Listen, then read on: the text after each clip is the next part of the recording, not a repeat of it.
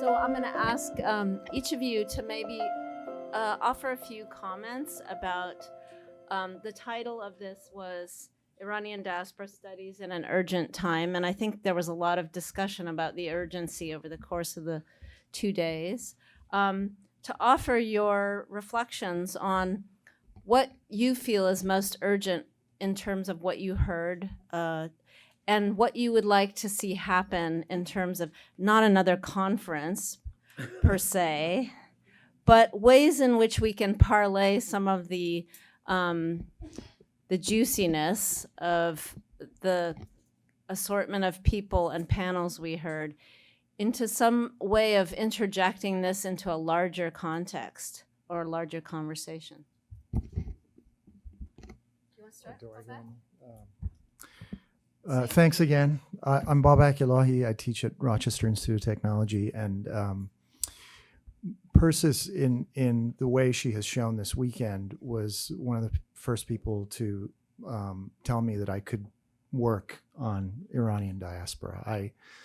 And so for me, what I'm witnessing is her doing that again for so many of you, and I'm grateful for what I've heard the past couple of days, because it's reminded me of some of the urgency with which I was drawn to study literature. And I didn't study literature. Initially, what drew it to me is when I got to San Diego State University, I was drawn to Chicano literature. I was drawn to the Chicano movement. I did my senior project as a history of Chicano literature. And what I witnessed here, the urgency about the conversations, was a reminder that we have alliances and affiliations that can energize ourselves and folks who we have similar interests with, and whose interests we can help defend and champion. So I witnessed that this past couple of days, and so that urgency certainly is there. But I think that urgency doesn't have to be all about sort of an obvious kind of political stake like that, because the archival work that so many have talked about is an important step in that direction. But also shifting the way we talk about diaspora.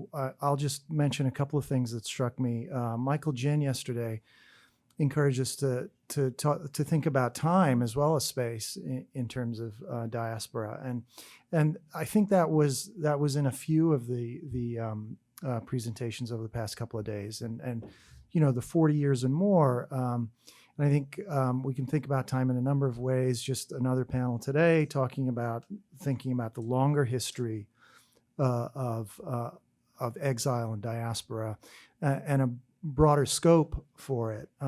So I very much appreciate that. I'm also kind of exhausted, but I'm not exhausted strictly because it's been 2 days of really intense, engaging, mind-blowing conversation, but I'm exhausted because of the time we live in, and to muster up the energy to stay excited about what we do has become more difficult, but it's even more important to do it. So I don't want to say too much more, but I do want to just highlight a few of the things that I heard that I found so engaging. Neda's talk yesterday, Amy's talk yesterday. The fact that my name was mentioned next to Amy Malik's also makes me feel pretty good. So thanks for that yesterday. Kamran, your talk today makes me feel like, that I could really connect with the dislocution that you talked about of reclaiming a language and reclaiming a history that feels all too ruptured. I know an earlier panel you were talking about the continuity with an earlier generation, and I often feel like there's this really profound rupture, and I admire the way you're attending to that, and so I guess I would just reiterate what I began with. I think the urgency is to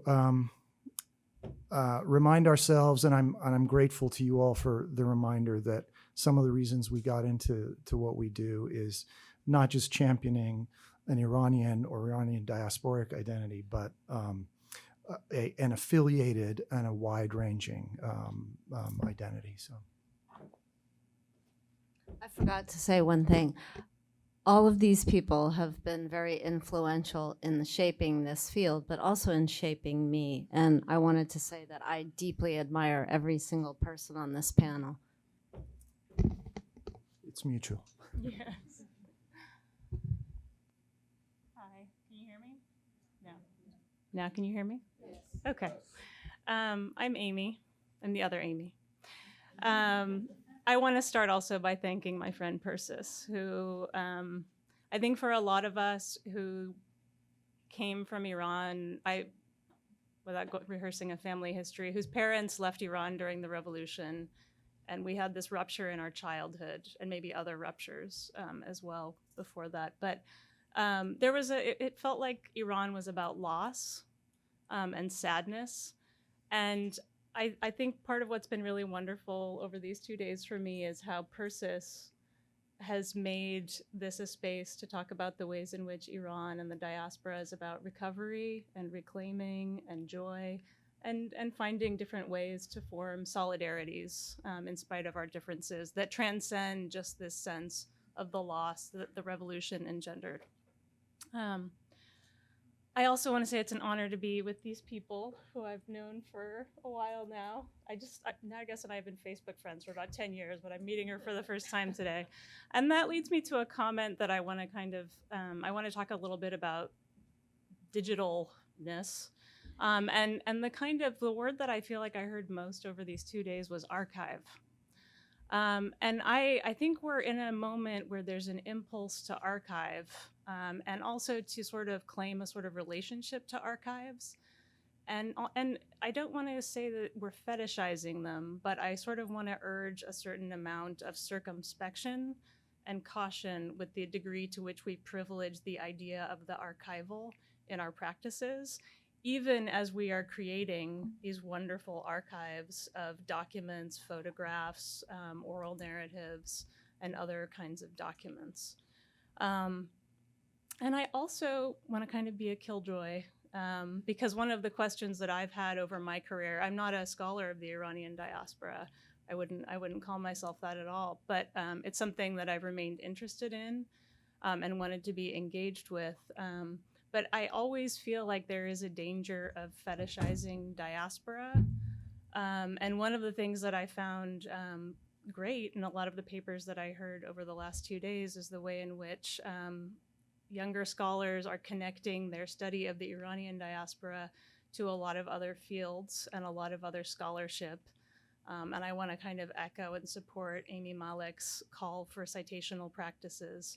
And also to urge you, as you archive and consult archives, to also look back at the scholarship that's been done, not just using the keywords Iranian diaspora, but in related fields. And I kind of want to, I guess I'll end my comments by reminding us of Ray Chow's comments that we need to be careful about the lures of diaspora and the danger of privileging our minority in relationship to that diaspora and to the West. So, thank you.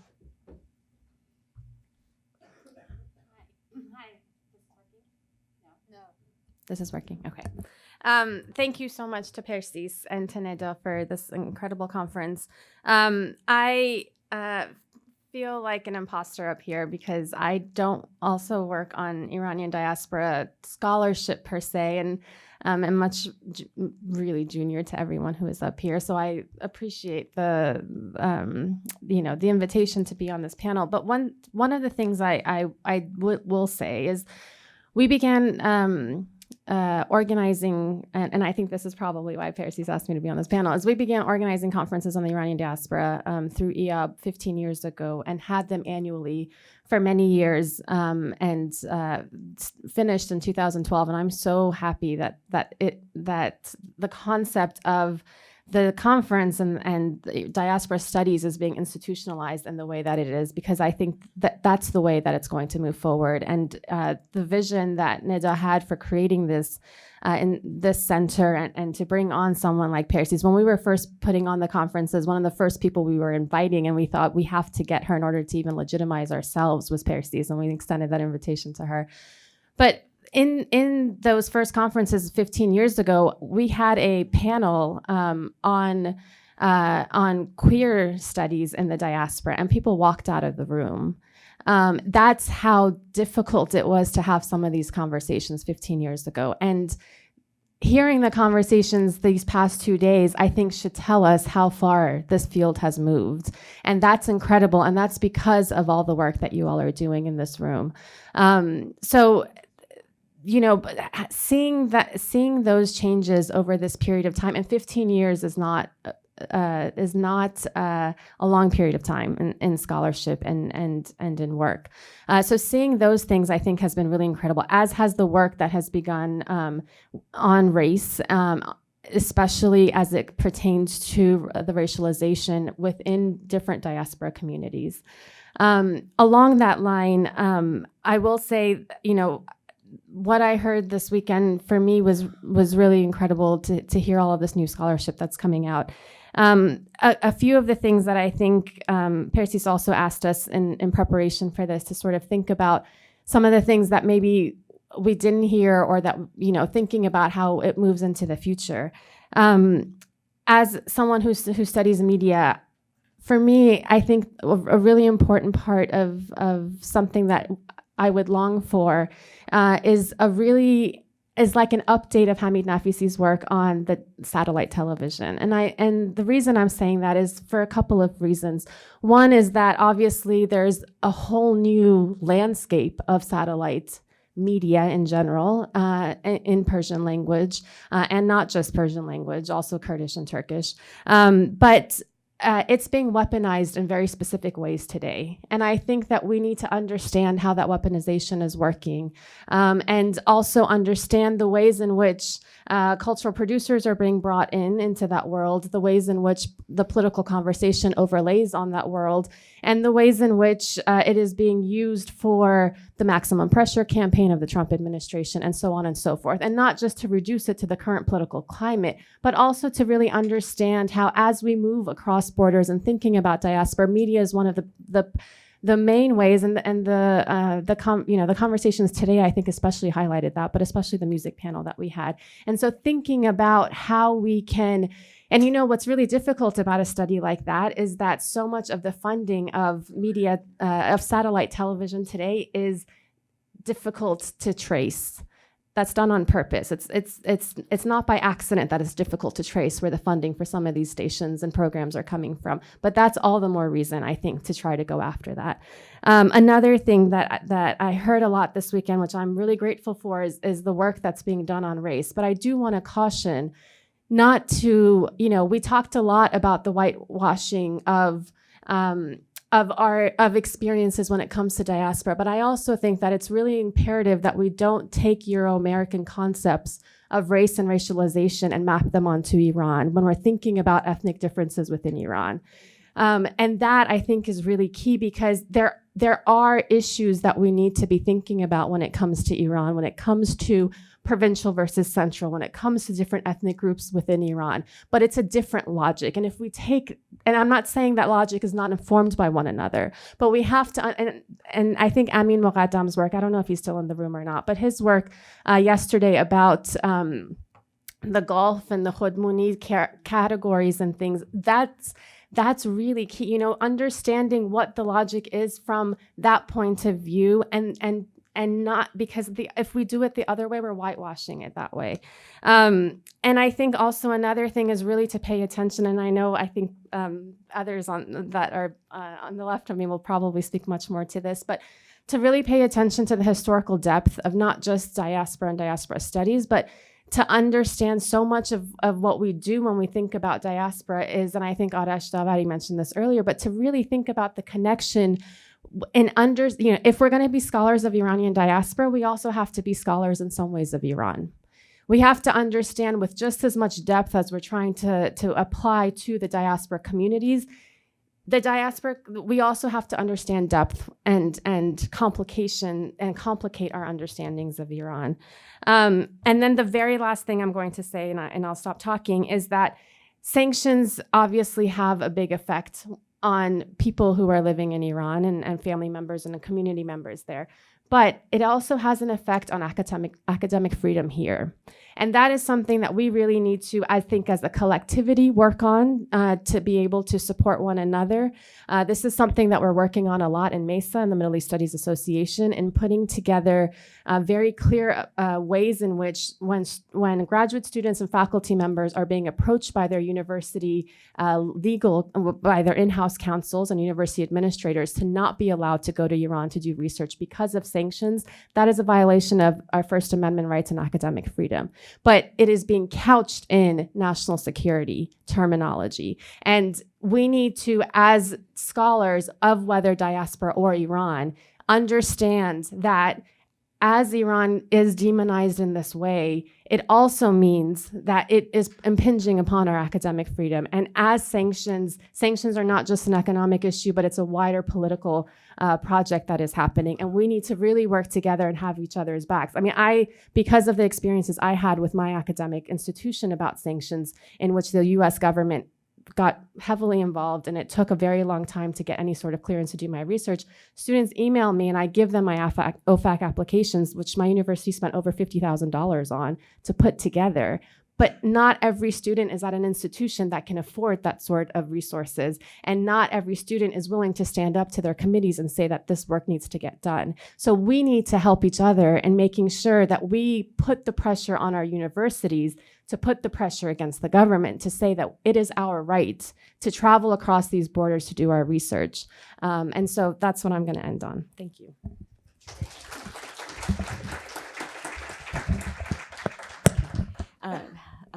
Thank you. Hello, everyone. I'm Nima Naghibi. I'm from Ryerson in Toronto.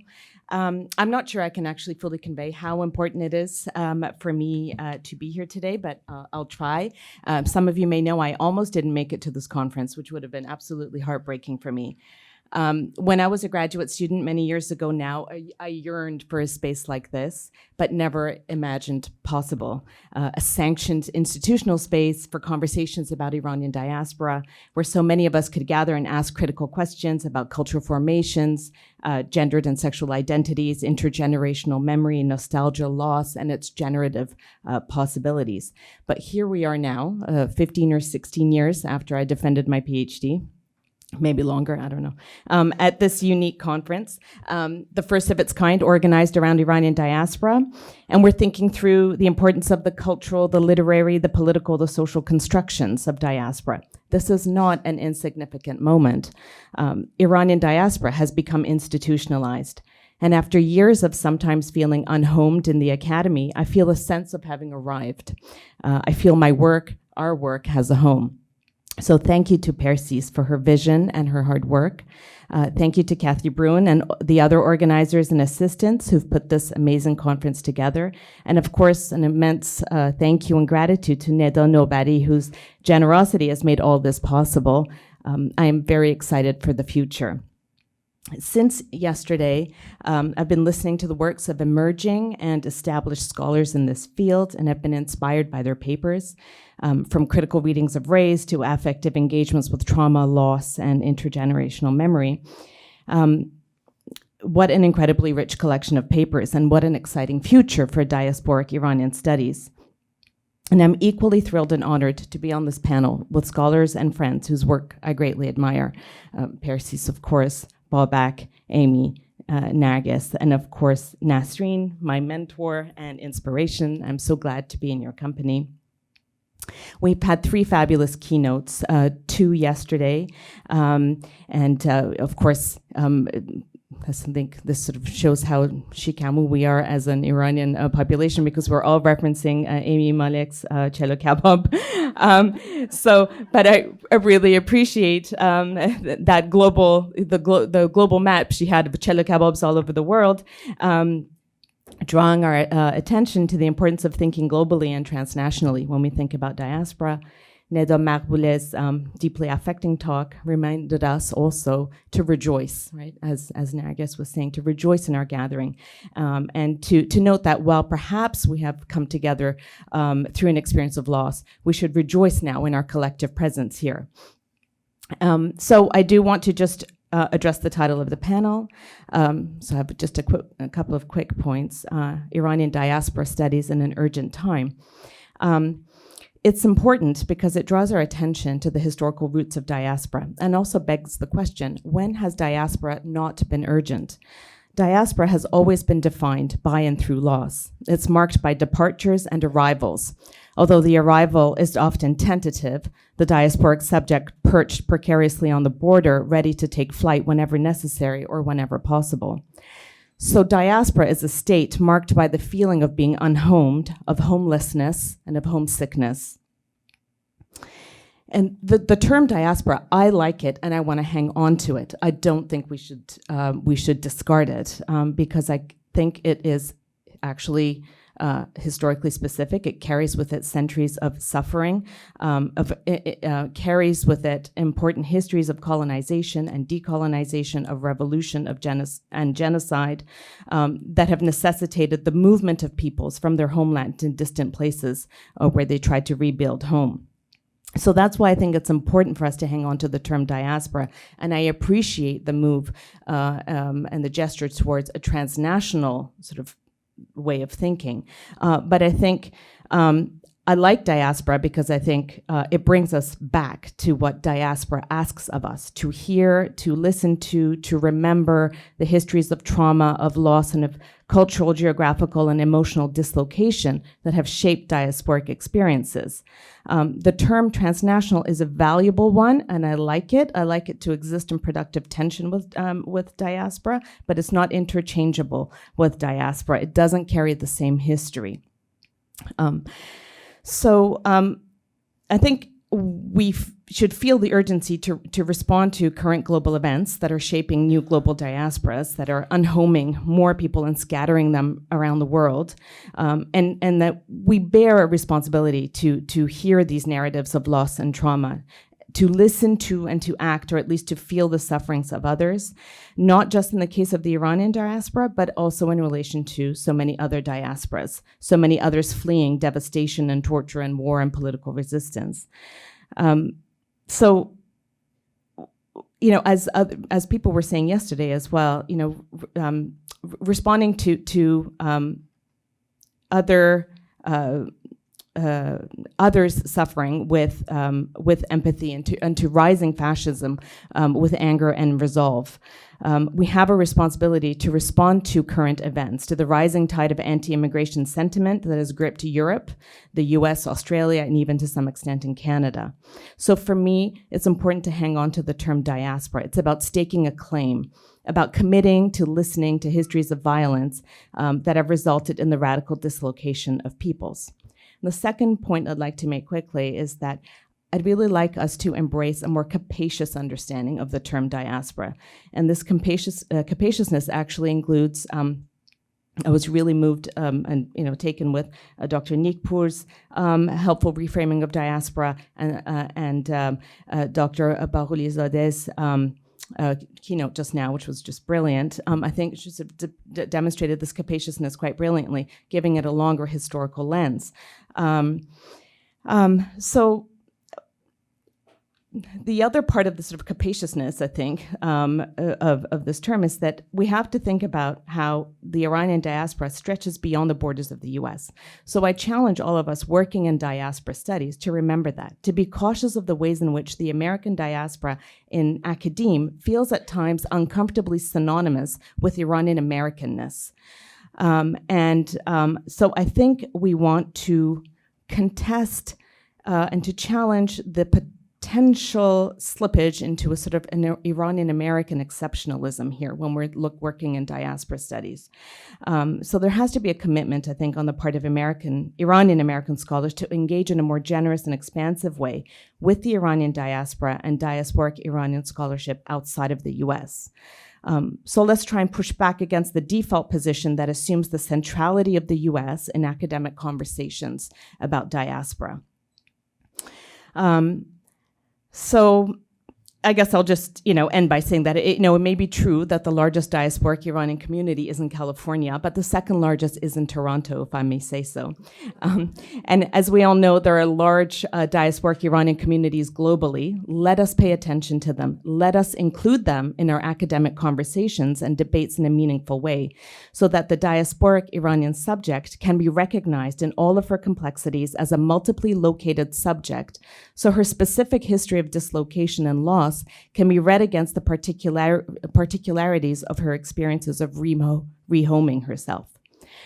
I'm excited by the possibilities of what can happen when we make a conscious effort to turn to each other and to really hear each other without creating hierarchies of trauma, loss, and suffering. So let us begin the important work of creating more dialogue between us. Let us speak to each other, let us listen, and let us be heard. And I think we're starting to do it here, and I'm very excited about it. Thank you.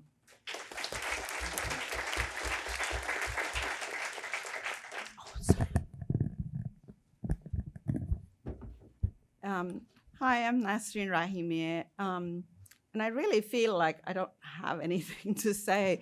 I'm truly honored to be here, and I have known Persis. I feel like I've known the people on this panel for a long time. It is an honor to be here, and it was a pleasure during these 2 days to hear so many magnificent presentations and ways of delving into the concept of diaspora. I too am going to thank Professor or Dr. Golnar Nikpur for reminding me, I would like to thank you, of my own family history that I occasionally forget, which is that we were ourselves long before there was an Iranian diaspora to speak of. My relatives were among people who were stranded across the border, the Russian border.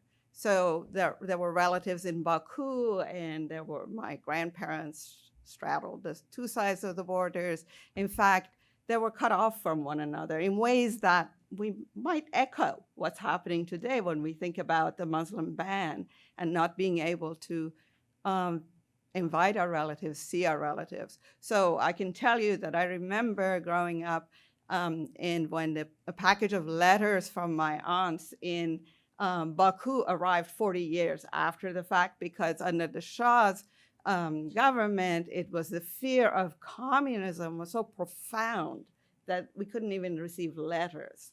Anyway, so thank you for reminding me of that. And also, one of the things that I've noticed, and I can, as a senior scholar maybe say, is that one of the issues I had to deal with when I started talking about not diaspora, but immigrant writers, when I was centuries ago, it really is old history,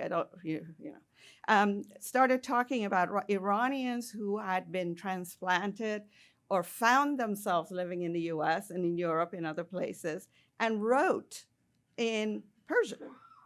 Now, I remember Professor Amanat standing up in one of the first Iranian studies biennials and telling me, bah, they're not writing in, if they're not writing in Persian, it doesn't count. So there are issues of language. I don't say that to be dismissive. I think he asked me a very important question at that point. And I have been thinking to myself, every single one of our speakers is fully capable of dealing with Persian. Maybe other languages as well. I mean, I grew up I went to an Armenian school. We had Kurds, Armenians, Christians, and so on. So there are multiple languages, right? So I'm reinforcing the point that Nima and others just reminded us of, that it's not all happening in English, and let's not forget that. It's really crucial. Crucial because I myself crave, I've waited a long time to see so many generations, so many young people that I can celebrate. And I can say, whew, as I retire, there's just a huge, array of scholarship out there. But I think that, as Nima pointed out, it is important for us not to lose sight of the fact that we will be having to struggle with many languages. I'm thinking of when I was in Tbilisi, reading signs on the streets in Persian. They don't speak English. They have a large community there. It's difficult for us to do all of this kind of research, but to be mindful of it. And also, as you've heard me say over the past 2 days, that I really crave a kind of historicity and deep grounding that comes from my having seen generations of scholars. We can shift methodologies, we can all be in different fields and different arenas and types of research that we do, but unless we ground ourselves in the specificity, in the historical realities, painful realities sometimes, we really are not going to move much in terms of our scholarship. And if sometimes I sounded like I was not endorsing everybody's ideas, it's because I fear that sometimes we become too celebratory.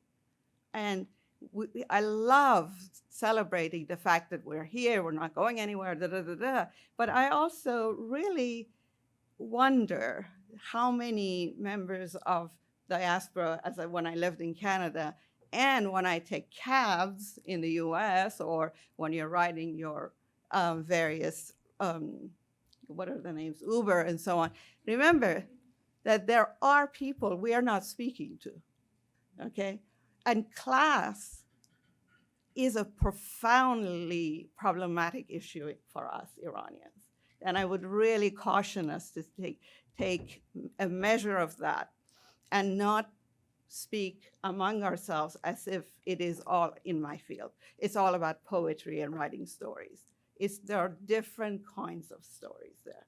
So thank you so much, Persis. Thank you, Neda, for doing this. This is really an honor and a tremendous opportunity to be here. Thank you.